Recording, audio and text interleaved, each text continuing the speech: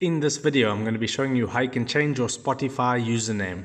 So once you've launched Spotify, you want to go ahead and tap on that cog at the top right of the screen. That's going to take you to this page, and at the top there it has your current username and it says view profile. What you want to do is tap on that, and then right underneath your profile picture and your username, you want to go ahead and tap on edit profile, and this will be your current username. You can go ahead and change this. So if I change the 8 to a 7, that would be a username change, and then all you need to do from here is tap on save at the top right, and then your username will be changed. So that is how you change your username on Spotify. If you got some value out of this video, then I would appreciate it if you smash that like button and consider subscribing, because I'm uploading how-to videos about social media and your favorite apps every single day.